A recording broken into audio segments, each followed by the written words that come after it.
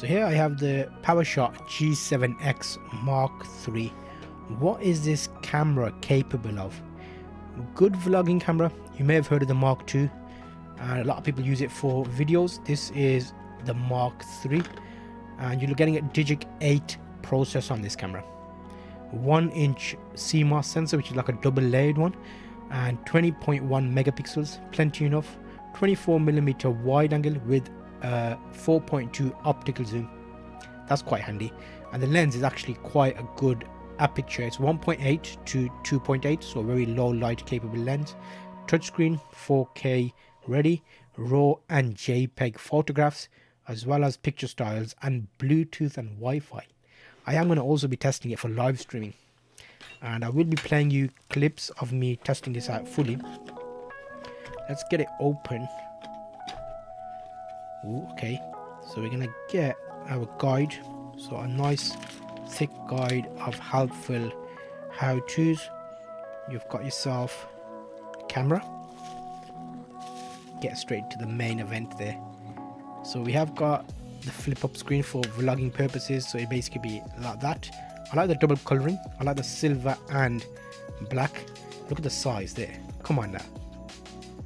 Even my smallest DSLR, oh my god, that's like very pocketable size. So this might be my new favorite camera to suggest to everyone now. A lot of people ask me what's a good camera. I'm like, you know what, this seems like a nice option. Okay, so we got that out.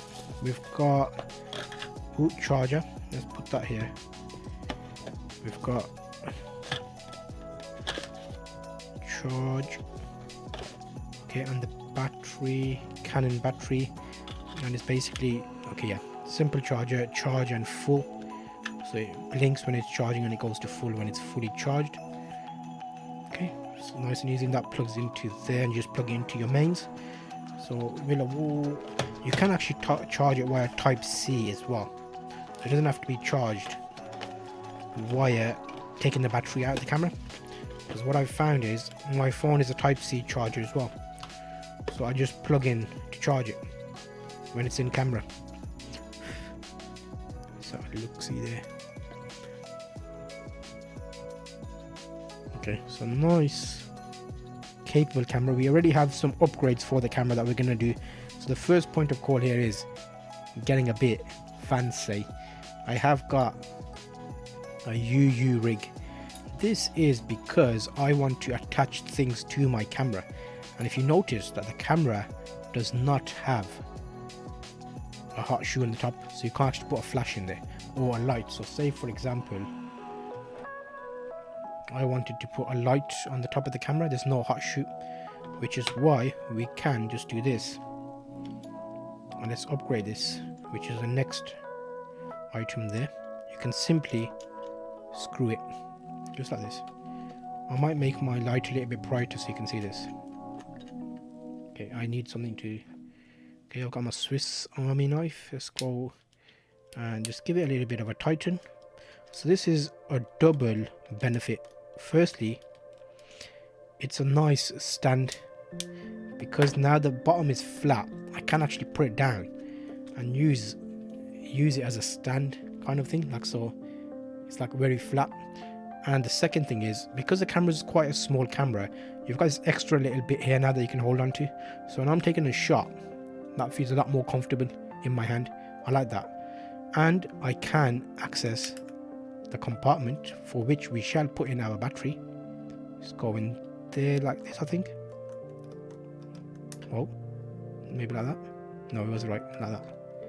Yeah, okay, there. Memory card. I have memory card. There. Let's put a SanDisk memory card in there. We'll just make sure it goes in the right way. It's that way. Okay, I need to learn this now. What? Why do they make it so difficult? This way? Yeah, okay, there we go. So you... There. Now, the door itself, you actually flap and close the door. It's not spring loaded, so if you just push it down, it doesn't close. You have to physically screw and shut that down. Okay, so that's a quick setup of the camera, getting it a little bit customized. And you know what? You're gonna need a battery. I have brought another battery for the camera. Now there's a few different models of batteries out there. This is the NB13L and it's 1500 mAh. There are some batteries out there that people have said don't fully work, as in you get an error on the camera or something silly like that. Let's just make sure we are good. So let's power it on. You'll notice the lens comes out, and there we go. We're ready to shoot photos or video. You can flap that up like that and just do like a bit of a selfie nation business going on. So that's like, oh my god, that looks amazing. It looks like Canon colors, which I'm used to. Okay, so let's not get excited. Let's calm yourself down, lad. Now let's close that.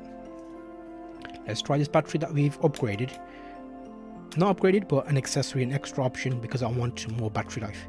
I'm definitely going to need a few batteries, because I'm thinking no more than an hour I'll get if I'm doing video recording on this camera. Is that closed? Yes. Okay, let's power it on with the other battery, which is a non-Canon battery. Okay, that's good. So it does show that you can see the battery indicator, which is on the top there. Battery indicator, and there's no errors, which is good. So the battery's working. So let's have a quick look around the camera. What do you get on the camera? So I've already put a rig on the camera, and let's go over here. There.